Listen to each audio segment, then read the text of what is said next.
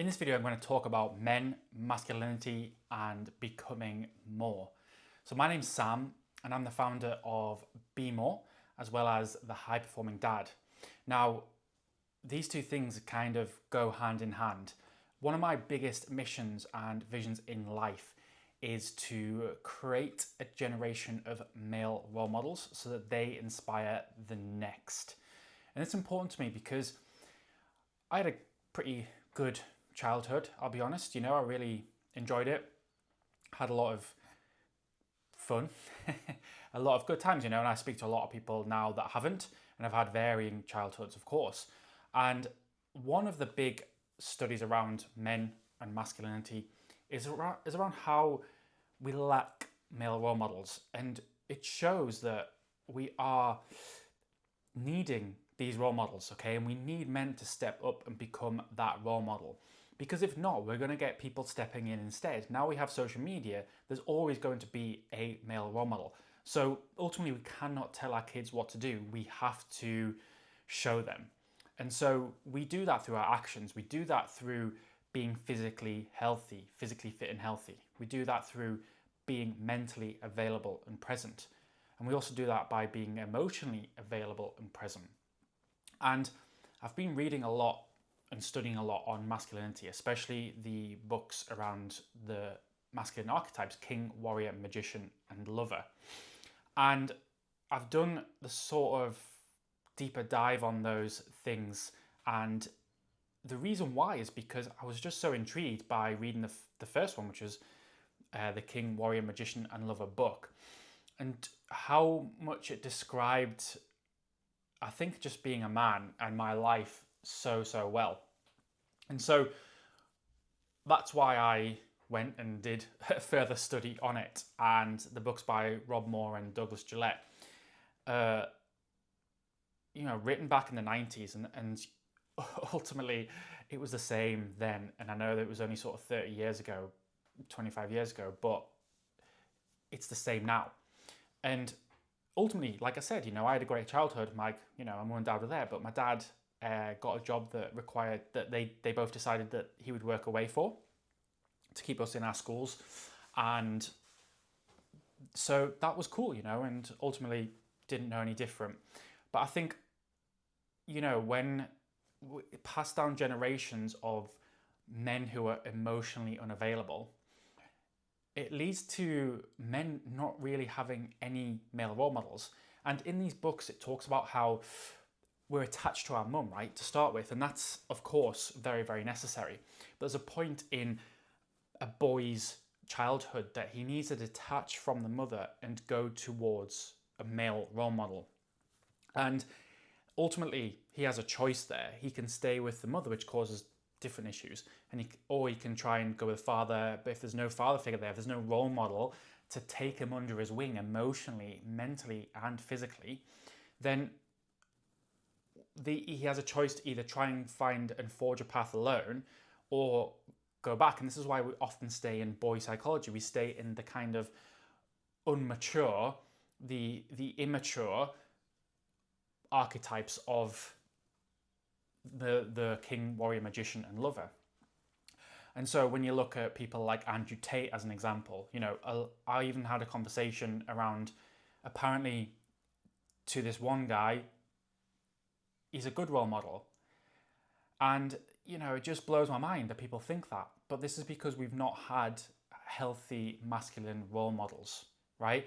And often you won't find them in places of power. Power is an innate thing for men. We need to access the power, but it's being suppressed and suppressed more.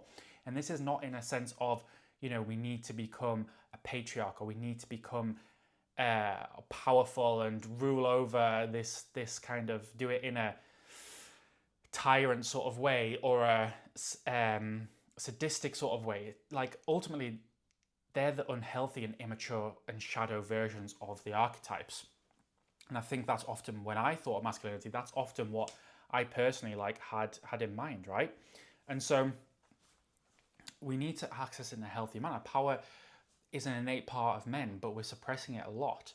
And I know I probably still do that. But going back to the kind of what this stage and point is. And Rob Moore and Douglas Gillette make this point of, in tribal cultures, it still happens nowadays, but obviously it happened more so, thousands of years ago, where there was a ritual for a boy to become a man, and we don't have those rituals anymore. And it's not to say that we need to go and have, walk across hot rocks, or stand in a bush that makes you itchy all night. But we need the men, whether it's, granddads, mentors, dads, whatever, to put their arm around us at that point, move on. And so this is why this is one of my missions, because ultimately it's not just about masculinity. It's about, and it's not just about creating generation of male role models. What it's about is creating better men, ultimately. Because when we have a model to go by, we then sort of just carry that model on. And I feel very lucky that I managed to break out of that. But it's took a lot of hard work, it's took a lot of effort, and it's took a lot of time to break out of these patterns, these beliefs, and all of these things that I kind of was stuck in. And I'm still doing that process now, and maybe it'll never be done. But I think even just setting an intention to want to be different, to want to be more for your own kids, or for, maybe, I don't know, you're doing other things. You may be doing mentors, you are a mentor, whatever, have an impact on the community or other men. And ultimately, we need to create better examples for other men to follow, and say that, yes, it's okay to talk, but, a lot of men like to take action, and often it's off the back of action that, they'll be able to open up and be a bit more vulnerable. The reason why a lot of men can't is because there's a there's a stigma around it, for sure. But I think it's deeper than that, and it's deeper that when you maybe have been vulnerable in the past, it's been shut down, and that could again be another masculinity issue where, it's the dad or even the mum saying, man up, or boys don't cry, or this sort of thing, right? And we then learn, we kind of get shut down early on, that it's not okay to be vulnerable. It's not okay to talk about our emotions. And, I still find that now. I still find that, people want you to talk about your emotions. And when you do, you still get shut down. You still get dismissed. It's like, I really want you to do it. I really want you to open up and talk to me. And then it's just like, when you do, it's like, oh, like it's complete opposite of the thing. And thankfully I'm aware enough to see that and know that, it's not necessarily meant, and it's not a reflection on me, it's a reflection on them. But the more men to take that courage and do that, the better. And ultimately, that's one of the missions and visions I have in life. It's the reason why I created Be More. Not sure if that dodged the microphone there, but create Be More, because I want to create this world of men building men, not destroying men. I want to build this world of men becoming more and being more. We don't need to be perfect, but if we're not the ones to step up, you watching this or me, then kids are going to look to other role models. And as I was saying before, someone said that they thought Andrew Tate was a good role model because there's no other ones out there. And that just shocked me. We have the role to do that, and not just on a big scale like on social media as an influencer, but in your home, in your community. And that's where this is going to be the change that's happening, because now we have technology, we can access anyone, and everyone and everything at the touch of a few things on the screen. So Andrew Tate, again, another allegation of rape against him, and yet these are the healthy masculine guys that we're trying to follow, right? And it's just absolute crap that this has become the norm.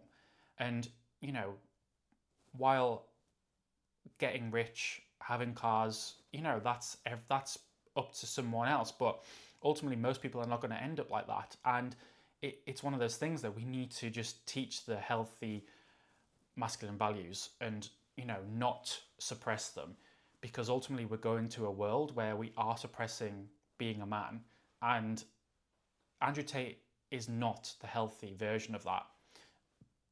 We need healthier versions, and we need to stop suppressing it, because ultimately we're not going to create more men. And so ultimately this filters down into poor mental health, right? It's interesting because life satisfaction now for everyone is down massively in comparison to the early 1900s, which blows my mind because they went through 2 world wars, right? Far worse than what we've ever been through. And yet life satisfaction is down. So mental health is a huge thing in men, and we all know that. And of course, filter that down, filter all these things around. It's not just a stigma.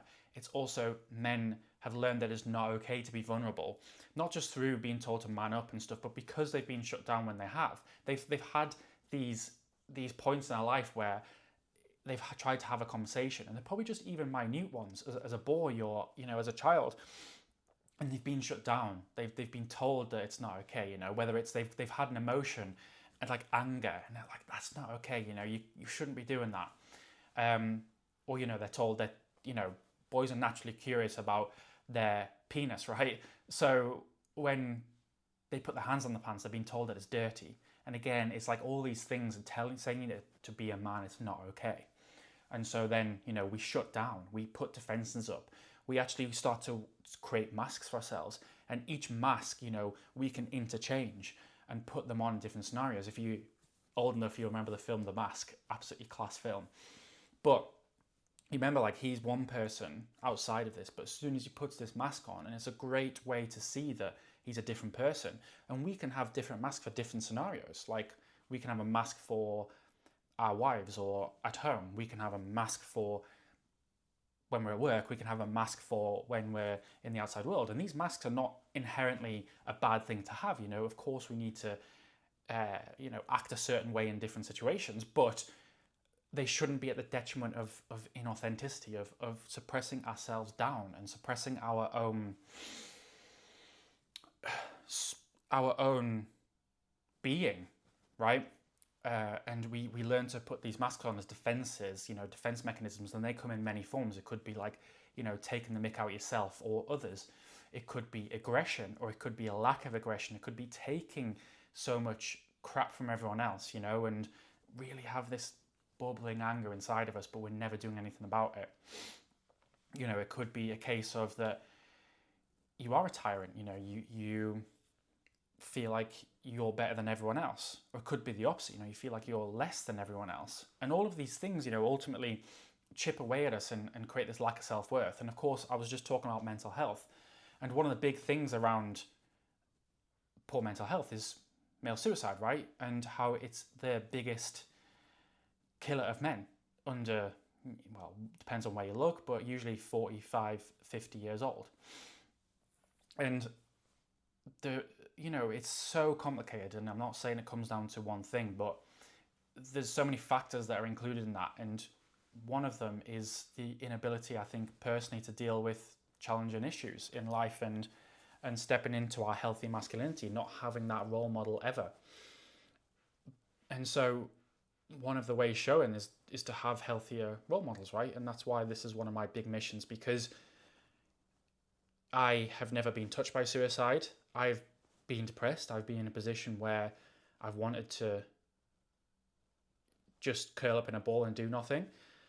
I've never been in a position that I wanted to commit suicide, being truthfully honest, but for some reason, I have this, it breaks my heart. Yeah, it breaks my heart. Like, and every time I talk about this to anyone, I talk about my mission, I talk about Be More, someone always says, oh yeah, either a family member or a friend's family member or someone they know has committed suicide. And so it's just, there's very, very, very few families not affected by this anymore. And so this is why it's a big mission of mine, and I think it's all about filtering down and just creating a more open platform to do that. But also not just an open platform, but a a message, creating a message out there, creating a movement for men, creating something bigger. And I think a lot of the reason why I managed to shift around from being depressed, from living a very passive life, from feeling like I couldn't do anything about it, to feeling like I was stuck. I was who I was. I couldn't change. To then, changing it around, having a bit more of an open mindset, and a bit more, active in my life. I've realized that a lot of it comes holistically. And look, it's not a magic pill or potion. I'll be honest, and and antidepressants have their place, but I've put structures and systems into my life that have helped me to have overall much better mental health.